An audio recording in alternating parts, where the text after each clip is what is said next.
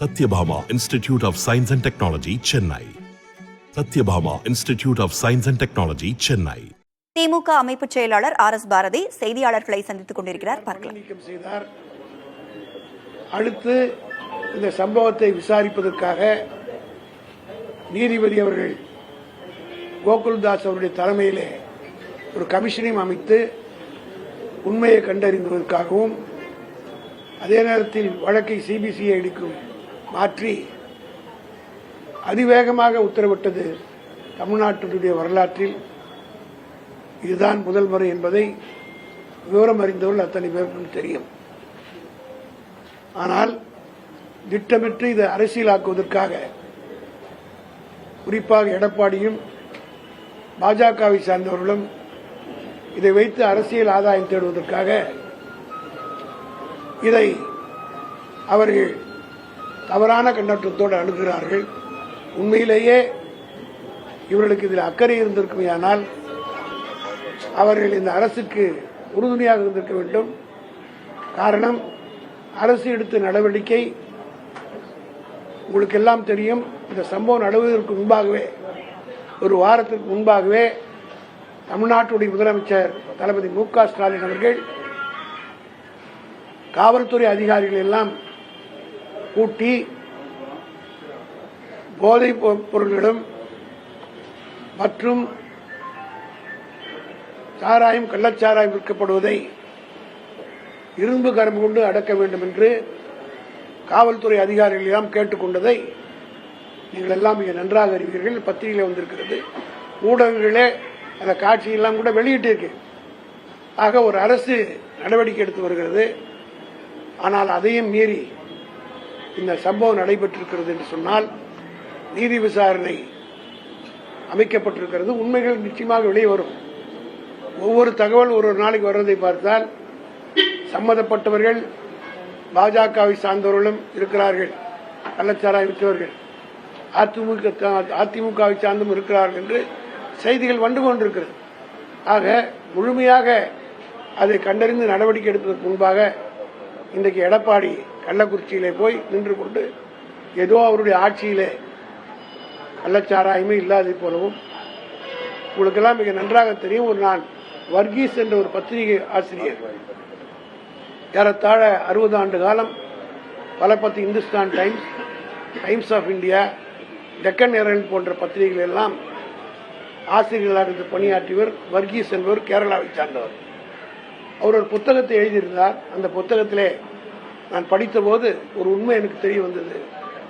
முதலில் ஊழல் என்று ஒன்று ஆரம்பித்ததே, லஞ்சம் என்று ஒன்று ஆரம்பித்ததே மதுவிலக்கு அமுல்படுத்திய போதுதான் குஜராத்தில் என்று அவர் எழுதியிருக்கிறார். அதாவது எப்பொழுது பிரிட்டிஷ்காரங்காலத்தில் எல்லாம் குடிச்சிட்டு இருந்தாங்க, திடீரென்று அந்த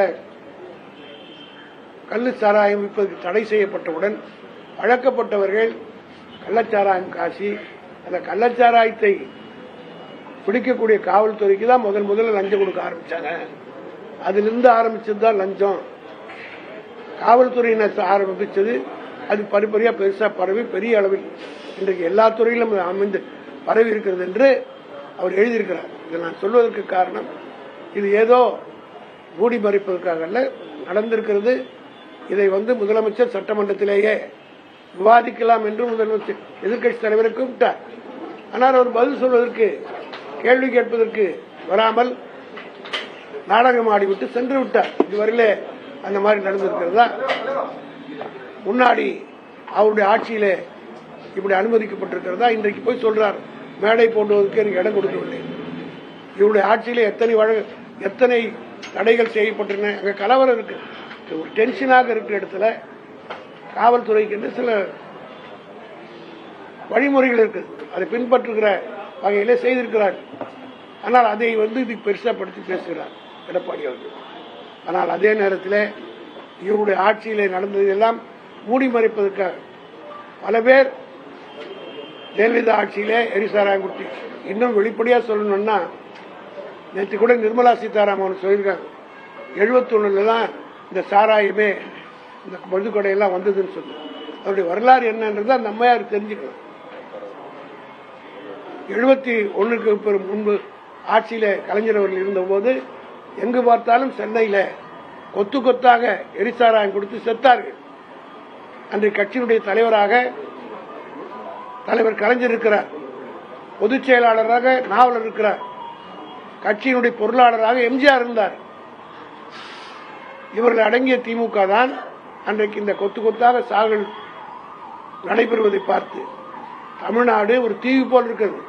பக்கத்தில் இருக்கிற பாண்டிச்சேரியிலே மதுவிலக்கு இல்லை, ஆந்திராவிலே மதுவிலக்கு இல்லை, கர்நாடகாவிலே மதுவிலக்கு இல்லை, கேரளாவிலே மதுவிலக்கு இல்லை.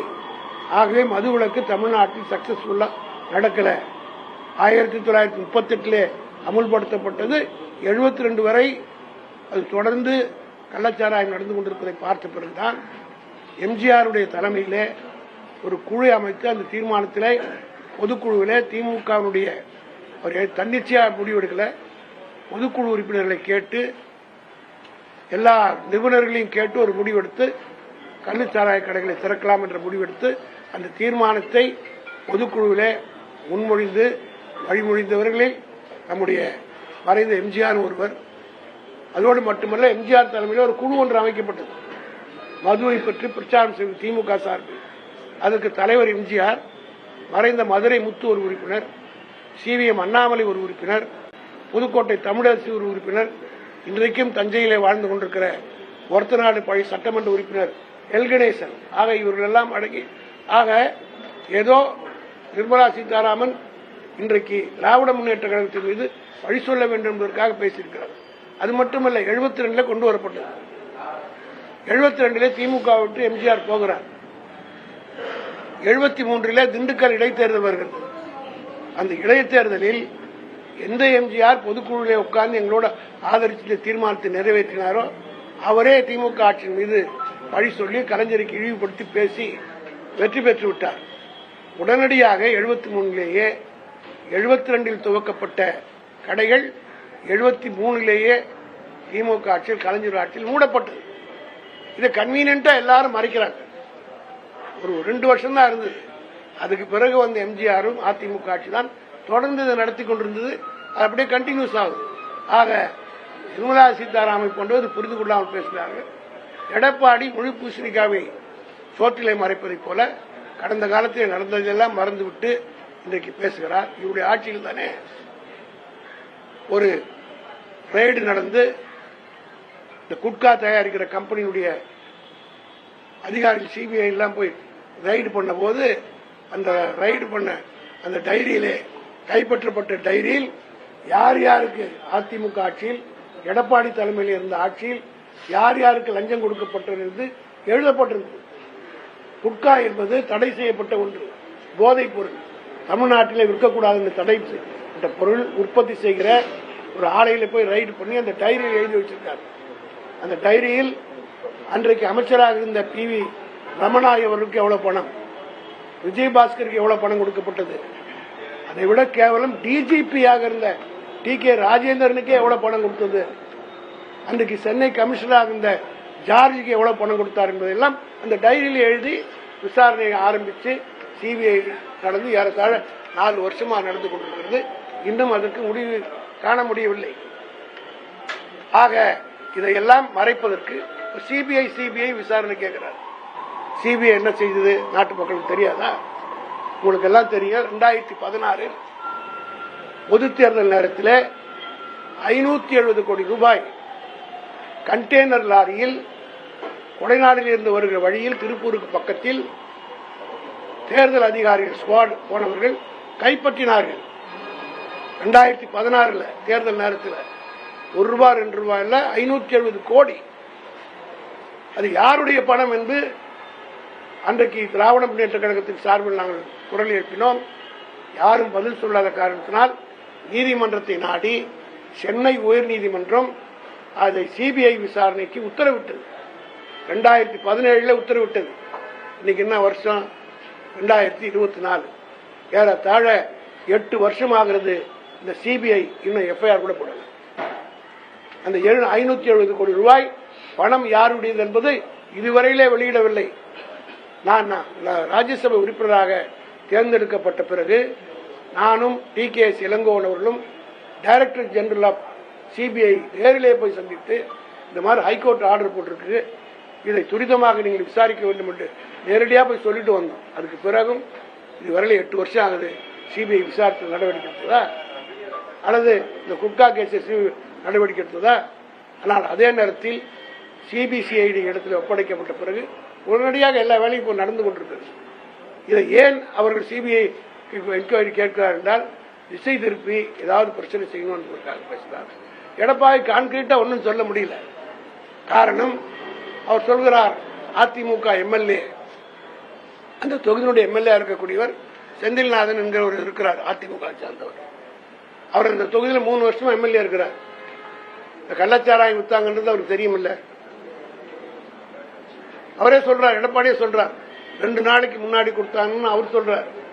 இன்னொரு இடத்துல 7 நாளைக்கு முன்னாடியே சொன்னார். அப்ப 7 நாளைக்கு முன்ன எஸ்பிக்கு சொன்ன செந்தில்நாதன் உடனடியாக நான் கூட ஜெயலலிதா மேல புகார் கொடுத்தேன், எடப்பாடி மேல விஜிலன்ஸ்ல போய் கம்ப்ளைண்ட் கொடுத்தேன். உடனடியாக கொடுத்துட்டு பிரஸ் மீட் பண்ணி பிரஸ்ல சொல்லுவேன், பிரஸ்ல எல்லாத்துக்கும் வெளிவரும். அது போல அதிமுக எம்எல்ஏ செஞ்சாரா? உங்களிடத்தை சொல்லி இருந்தால் நீங்கள் போட்டிருப்பீங்கல்ல, அது சிஎம் நாலேஜுக்கு வந்திருக்கும்ல, உடனடியாக நடவடிக்கை எடுத்துக்கலாம்ல.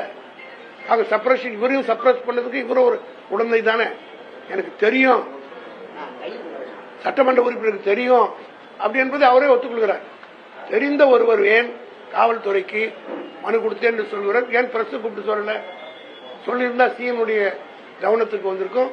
இந்த முதலமைச்சர் நித்தம் காலையில் எந்த பத்திரிகையிலே எந்தெந்த குற்றச்சாட்டுகள் குறைகள் எந்தெந்த இடத்துல வருதோ அதையெல்லாம் உடனடியாக தனி அதிகாரி போட்டு கவனிக்கிறார். எந்த பத்திரிகையில வந்தாலும் சரி, இந்துவில வந்தாலும் சரி, தினமணியில வந்தாலும் சரி, மற்ற பத்திரிகையில ஏதாவது குறைகள் ஏற்பட ஒரே அதே போலதான் மாமல்லபுரத்துக்கு பக்கத்தில் ஒரு நறுக்குற பெண்ணு ஒரு பேட்டி கொடுத்தது டிவியில. அதை பார்த்துட்டு நேரடியாக அங்கே ஆரம்பிச்சு அதுக்கு நடவடிக்கை எடுத்து அந்த பெண்ணுடைய கோரிக்கையை நிறைவேற்றினார். அப்படிப்பட்ட ஒரு முதலமைச்சருக்கு நீங்கள் சொல்லியிருந்தால் உடனே நடவடிக்கை எடுத்திருப்பார். ஆக இதையெல்லாம் மறைத்து விட்டு அரசியல் செய்ய வேண்டும் என்ற நோக்கத்தோடு பேசுகிறார். ஆனால் திராவிட முன்னேற்ற கழகத்தை பொறுத்தமட்டிலும் அதில் குறிப்பாக 40க்கு 40 வெற்றி பெற்றதற்கு பின்னால் இதை தாங்கிக் கொள்ள முடியாமல் சில பேர் இதை பூதாகாரமாகிறார்கள். நிர்மலா சீதாராமனை போன்றவர்கள் பொறுப்பற்ற முறையில் பேசுகிறார். திமுகவுக்கு இதுக்கும் தொடர்பு இருக்கிறது என்று சொல்கிறாரே, நான் ஆணித்தரமாக உங்கள் மூலமாக சொல்கிறேன், பாஜகவை சார்ந்தவர்களுக்கு இதில் தொடர்பு இருக்கிறது.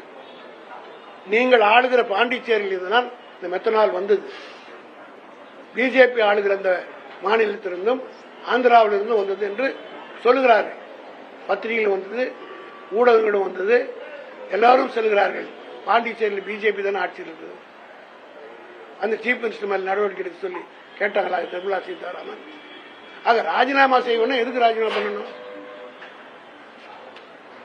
சம்பவம் நடந்த அடுத்த நிமிடத்தில இருந்து தொடர்ந்து நடவடிக்கை எடுத்துட்டே வரார். அதிலே அட்மிட் பண்ணிக்கிறார் நம்ம எடப்பாடி.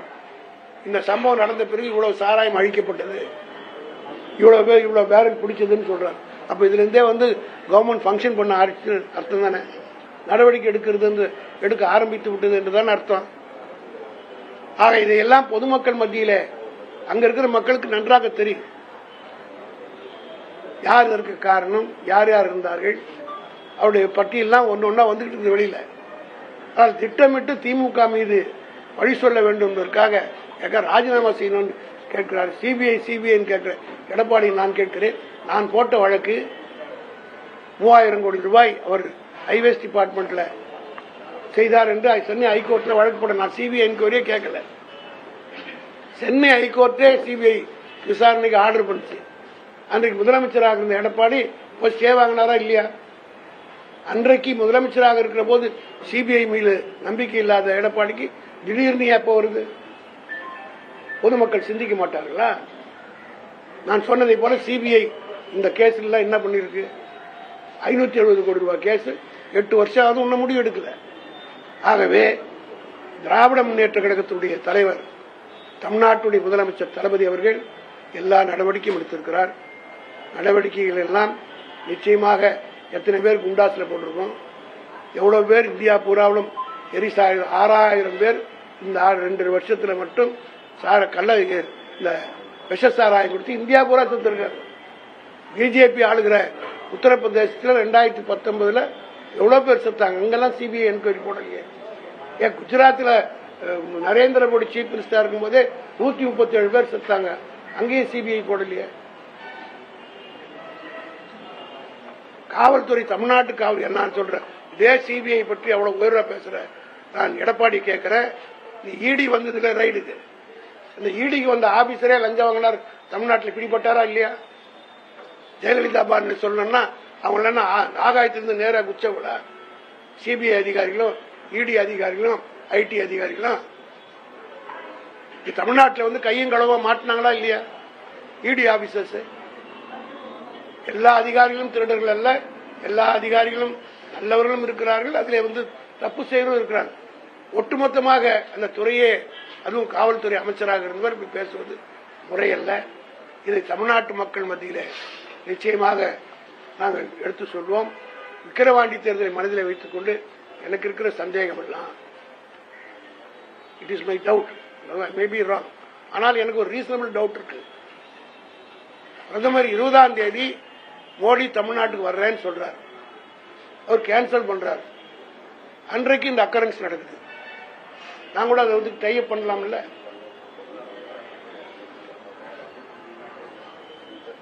அண்ணாமலை இவ்வளவு துடிப்பதற்கு என்ன காரணம்? சிபிஐனா தப்பிச்சு வச்சிடலாம், இந்தியா பூரா பார்த்தோமே. காலையில இடி ரைடு போது, சாயந்தரம் அவரை போய் பிஜேபி ஆதரிச்சா உடனே கேஸ் வாபஸ் ஆகுது. இந்தியா பூரா பார்த்தோமா இல்லையா? ஆகவே இதை மக்கள் மத்தியிலே நாங்கள் எடுத்து பிரச்சாரம் செய்வோம், எடுத்து சொல்வோம். அங்க இருக்கிற கள்ளக்குறிச்சி மக்களுக்கு தெளிவாக தெரியும், திராவிட முன்னேற்ற கழகத்திற்கு அந்த பகுதி மக்கள் ஆதரவு தெரிவிக்கின்றவர் தொடர்ந்து. ஆகவே இதை பற்றி எல்லாம் எடப்பாடி இன்னையோட முடிஞ்சு போச்சு, அவர்தான் இல்ல இது மேல என்ன பேச போறார்?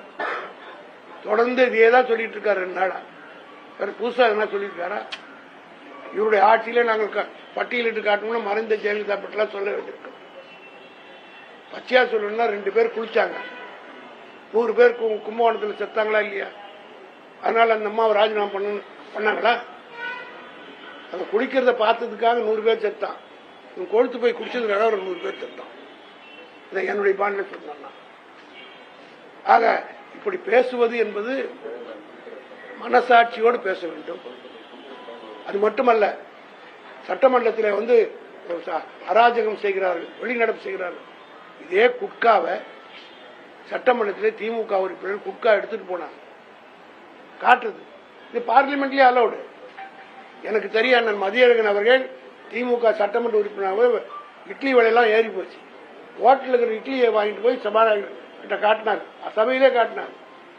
இட்லி இழைச்சி போச்சு, இவ்வளவு பெரிய இட்லி இவ்வளவு இழைச்சி போச்சுன்னு அன்னைக்கு 1963 சட்டசபையில காட்டினவர் தான் மதியழகன். இந்த மாதிரி பலதை பார்லிமெண்ட்ல ராஜ்யசபால நான் பார்த்திருக்கிறேன், கொண்டாந்து காட்டுவாங்க ஏதாவது ஒரு பிரச்சனை.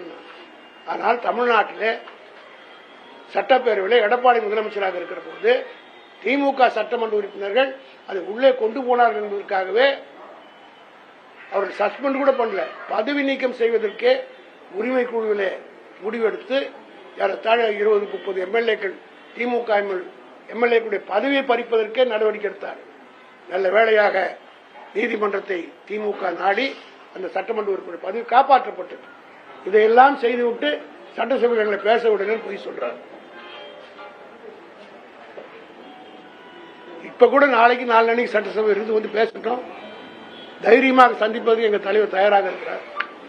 ஆகவே இதோடு எடப்பாடி நிறுத்திக் கொண்டு ஒழுங்காக அரசியல் செய்தால் நாங்கள் அரசியல் பண்ணுவோம், இல்லை என்றால் அவர் போகிற வழியிலே அவரை சந்திக்க நாங்கள் தயாராக இருக்கோம்.